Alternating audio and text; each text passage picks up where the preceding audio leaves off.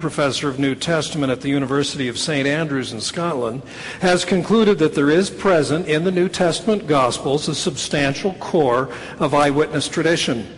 Bauckham has reminded us of Vincent Taylor's complaint of radical form critics long ago, who assumed that most of the material in the Gospels, both the sayings and the deeds of Jesus, were invented by the church as though there were no eyewitnesses present to check such fabrication. Taylor makes the wry comment, quote, "If the form critics are right, the disciples must have been translated, carried up to heaven immediately after the resurrection." Bauckham rightly reminds us that, quote, "the Gospels were written within living memory of the events they recount." He argues that much of the material in the New Testament Gospels can be traced to named and unnamed individuals who heard and observed Jesus, including persons who met Jesus and were healed by him.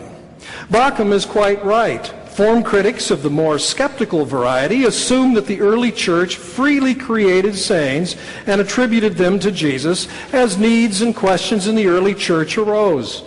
But where exactly is the evidence for this? There are several controversial matters in the first century church, such as spiritual gifts, the place of Gentiles, the law of Moses, the role of women, church order, and requirements for church office. But where in the Gospels does Jesus speak to these issues? If the assumption of the radical form critics were valid, one would expect the church to have invented sayings that speak to these issues and to have placed them in the mouth of Jesus. But the church did not. Moreover, Paul himself carefully distinguishes between the words of the Lord on the one hand and his own words on the other. And you can see this in 1 Corinthians 7. If the charismatic Paul, who says he has the Spirit, 1 Corinthians 7:40, who has seen the Lord, 1 Corinthians 9:1, and who has received revelations from him, 2 Corinthians 12, does not confuse his own insights with sayings of Jesus, why should we assume that lesser lights in the early church did? The refusal of the evangelist to augment Jesus' teachings with sayings that address problems and questions that the early church encountered testifies to the care and respect with which the teaching of Jesus was regarded. As already acknowledged, the evangelist edited the teaching of Jesus and sometimes recontextualized it, seeking new and perhaps clearer and more up-to-date applications. But there's no evidence of wholesale invention. Near the end of the first century, a young Christian named Papias, if I can go back to this father, became acquainted with Christians who had been personally acquainted with eyewitnesses. At least that's what he says. Although most of this work, written in his old age, as Professor Ehrman said, 120 to 130, something like that, is now lost, several important quotations have been preserved. Although many questions remain, a fair reading of Papias suggests that there was a living tradition of eyewitnesses that, and it is debatable, that may in one way or another be linked to at least two of the Gospels. Please understand that the New Testament the writings were composed in the first century and made use of material, both written and oral, that dated to the time of the first generation of Jesus' followers.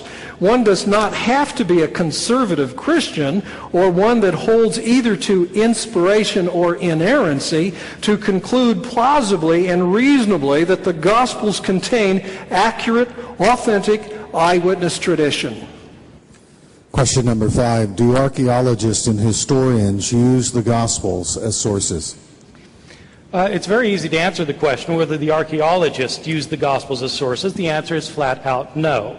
Archaeologists dig to find material remains from antiquity, and their digs are not based on the study of literary texts such as the New Testament Gospels, as any bona fide archaeologist will tell you. But historians, of course, do use the Gospels as sources, principally as sources for knowing about the life of the historical Jesus. They have to because there are no other sources that are reliable that exist, which leaves us with a problem, since the only sources that do exist are the Gospels, and they're not reliable either. There's no doubt that the historical Jesus is the most important person in the history of Western civilization. There is no doubt of that at all, in my opinion. But the unfortunate thing about Jesus is that we have such scanty documentation about his life. Most people don't realize this. But Jesus is never mentioned in any Greek or Roman non-Christian source until 80 years after his death. There is no record of Jesus having lived in these sources. In the entire first Christian century, Jesus is not mentioned by a single Greek or Roman historian, religion scholar, politician, philosopher, or poet. His name never occurs in a single inscription, and it is never found in a single piece of private correspondence. Zero, zip, references. The first time Jesus is mentioned in a Roman source or a Greek source is by the Roman governor of a province of Asia Minor, a governor named Pliny, in the year 112, 80 years after Jesus' death. And even then Pliny doesn't even name him Jesus. He simply refers to his name Christ in passing. That is the only reference within 80 years of Jesus' death. Jesus is mentioned 2 times, very, very briefly, by the Jewish historian Josephus in the year 93, over 60 years after his death, but he's mentioned in no other Jewish source of the first century at all. If you want to know about Jesus, you have to turn to Christian sources. There is no choice.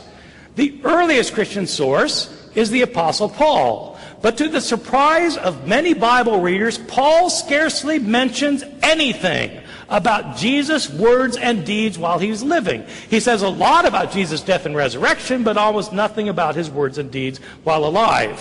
Which means if you want to know about the words and deeds of Jesus, the earliest sources are the Gospels. But these are filled, absolutely filled with discrepancies, historical mistakes, errors, contradictions, stories that have been changed and rechanged and changed yet again in the process of telling and retelling before the Gospel writers living 40, 50, 60 years after Jesus' life were able to write them down.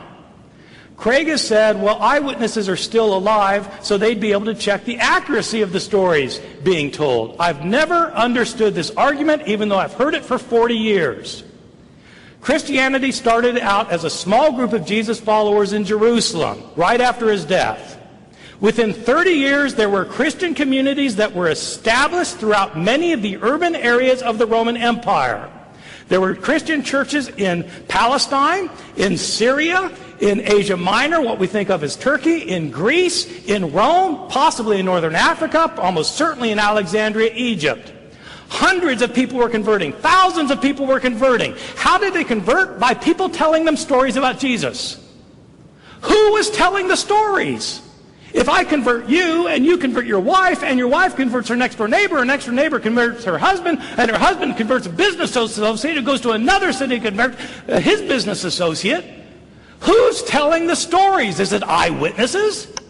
Are the 12 apostles of Jesus talking to everybody who's telling a story and saying, make sure you get that right? The eyewitnesses are probably in Jerusalem. Where are the eyewitnesses in Ephesus? Where are the eyewitnesses in Tarsus? Where are the eyewitnesses in Alexandria? They are not there. The stories are changed and rechanged over the years so that historians have to use these Gospels very carefully and critically because they don't contain eyewitness reports, and we can't assume that what they say is historically accurate. Dr. Evans, the inspiration for this question came from Gary Habermas's recent book where he says that we can build 60 to 65 events of the life of Christ without ever cracking the New Testament from 20 extra-biblical sources. Question number 5, do archaeologists and historians use the Gospels as sources?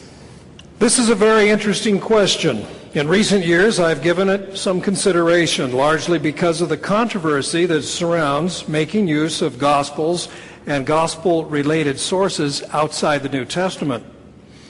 Among these are the Gospel of Thomas, a 2nd century Syrian collection of Jesus' sayings, a collection that some scholars think can be dated in whole or in part to the 1st century, and